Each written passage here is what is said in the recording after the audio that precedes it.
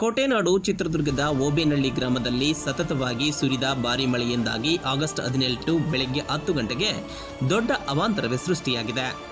ಚಿತ್ರದುರ್ಗ ವಿಧಾನಸಭಾ ಕ್ಷೇತ್ರ ವ್ಯಾಪ್ತಿಯ ಓಬೇನಹಳ್ಳಿ ಗ್ರಾಮದಲ್ಲಿ 39ಕ್ಕೂ ಹೆಚ್ಚು ಮನೆಗಳಿಗೆ ಮಳೆ ನೀರು ನುಗ್ಗಿದ್ದು 10ಕ್ಕೂ ಹೆಚ್ಚು ಮನೆಗಳ ಗೋಡೆಗಳು ಕೂಡ ಕುಸಿತಗೊಂಡಿದೆ. ಇನ್ನು ಮಳೆಯ ನೀರು ನುಗ್ಗಿದ ಹಿನ್ನೆಲೆಯಲ್ಲಿ ಊಟ ನಿದ್ದೆ ಇಲ್ಲದೆ ಜನರು ಕಾಲ ಕಳೆಯುವಂತಹ ಪರಿಸ್ಥಿತಿ ಗ್ರಾಮದಲ್ಲಿ ನಿರ್ಮಾಣವಾಗಿದೆ. ಭಾರೀ ಪ್ರಮಾಣದಲ್ಲಿ ಮನೆಗಳಿಗೆ ನೀರು ನುಗ್ಗಿದ್ದು ಜನಜೀವನವೂ ಕೂಡ ಅಸ್ತವ್ಯಸ್ತಗೊಂಡಿದೆ. ಅಷ್ಟೇ ಅಲ್ಲದೆ ಮಳೆಯಿಂದ ಮನೆಯಲ್ಲಿನ ಪಾತ್ರೆ, ಪಡಗ ಮತ್ತು ದವಸ ಧಾನ್ಯಗಳು ಕೂಡ ನೀರು ಪಾಲಾಗಿದೆ. ಮನೆಗಳ ತುಂಬ ಕೆಸರು ತುಂಬಿದ್ದು ಅಡುಗೆ ಮಾಡಲು ಕೂಡ ಜಾಗ ಇಲ್ಲದಂತಹ ಪರಿಸ್ಥಿತಿ ಈ ಒಂದು ಮನೆಗಳಲ್ಲಿ ನಿರ್ಮಾಣವಾಗಿದೆ. ಇದರಿಂದಾಗಿ ಜನ ಪರದಾಡುವಂತಹ ಪರಿಸ್ಥಿತಿ ನಿರ್ಮಾಣವಾಗಿದೆ. ಇನ್ನು ಮನೆಯಲ್ಲಿದ್ದಂತಹ ದಾಖಲೆ ಪತ್ರಗಳು ಕೂಡ ನೀರಿನಲ್ಲಿ ಕೊಚ್ಚಿ ಹೋಗಿದ್ದು ಜನರು ಕಂಗಾಲಾಗಿದ್ದಾರೆ. ಗ್ರಾಮಕ್ಕೆ ಕಾಟಾಚಾರಕ್ಕೆ ಗ್ರಾಮ ಪಂಚಾಯಿತಿಯ ಅಧಿಕಾರಿಗಳು ಕೂಡ ಬಂದಿದ್ದು ವಾಪಸ್ ತೆರಳಿದ್ದು ನಿರ್ಲಕ್ಷ್ಯ ತೋರಿದ್ದಾರೆ ಎಂದು ಕೂಡ ಗ್ರಾಮಸ್ಥರು ಆರೋಪಿಸಿದ್ದಾರೆ. ಇಲ್ಲಿ ಜೋಗಿಮಟ್ಟಿಯಿಂದ ದೊಡ್ಡದು ಒಂದು ಹಳ್ಳ ಬರುತ್ತೆ. ಆ ಹಳ್ಳ ಬರೋದ್ರಿಂದ ಫುಲ್ಲು ಮನೆಗಳು ಒಂದು 45 ಮನೆಗಳು ಇದಾಗಿ ಹೋಗ್ಬಿಡ್ತವೆ. ಆಮೇಲೆ ಎಲ್ಲ ಧೂಳಿಪಟ ಮನೆ ನೀರು ನುಗ್ಗಿದ್ದಾವೆ.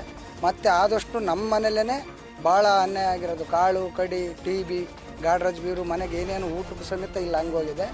ಮತ್ತು ಅವರು PDO ಇದ್ದಾರೆ ಇದು ಪಂಚಾಯತಿ ಸೆಕ್ರೆಟರಿ ಇದ್ದಾರೆ. ಅವ್ರ ಹೆಸರೇನೋ ನಮಗೆ ಗೊತ್ತಿಲ್ಲ, ಬೋವಿ ಅವರು. ನನಗೆ ಅವ್ರು ಯಾರಂತನೂ ಗೊತ್ತಿಲ್ಲ. ಅವರು ಏನು ಕೇಳಿದರೆ, ಸರ್ ಇದಕ್ಕೆ ಹಿಂಗೆಲ್ಲ ಹಾಳಾಗೋಗ್ಬಿಟ್ಟಿದೆ ನಮ್ಮದು, ನಮ್ಮ ಮನೆಗೆ ಒಂದು ಪರಿಹಾರ ಏನಾದ್ರು ಒಂದು ವ್ಯವಸ್ಥೆ ಮಾಡಿಸ್ಕೊಡ್ರಿ ಅಂತಂದರೆ ಯಾರು ಸತ್ತಿಲ್ಲಲ್ಲಪ್ಪ, ನಾವು ಕೊಡೋಕ್ಕೆ ಬರೋದಿಲ್ಲ ಅದನ್ನು.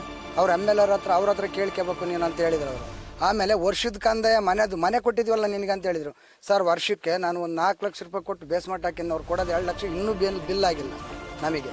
ಆದರೆ ಅವ್ರು ಮಾಡಿಸಿದ್ದಾರೆ ಅಷ್ಟು ಎಲ್ಲ ದುಡ್ಡು ನನಗೆ ಯಾವುದೂ ಬಂದಿಲ್ಲ. ಇನ್ನು ಬರುತ್ತೆ, ನೀನು ಮಾಡಪ್ಪ, ನಿನಗೆ ಅದು ಇದನ್ನು ಕೊಡೋದಿಲ್ಲ ನಿನಗೆ.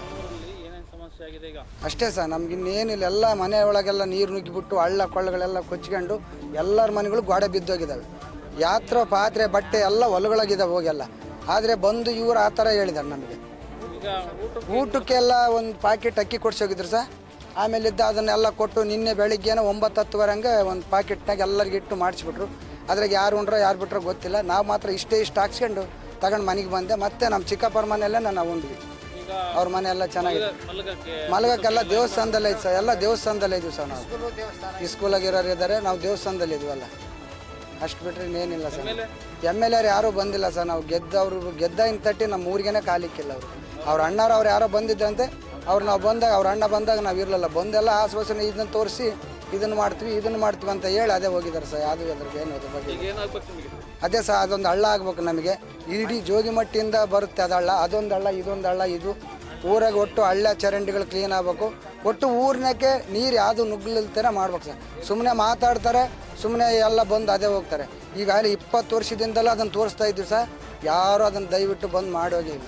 ಸುಮ್ಮನೆ ಬಿದ್ದಂಗೆ ಸುಮ್ಮನೆ ಈಗ ಮಾತಾಡ್ತಾರೆ. ಸುಮ್ಮನೆ ಎಲ್ಲ ಸುಮ್ಮನೆ ಆಗಿಬಿಡ್ತಾರೆ. ಈ ಥರ ನಮಗೆಲ್ಲ ಭಾಳ ರಾಜಪ್ಪ ಸರ್.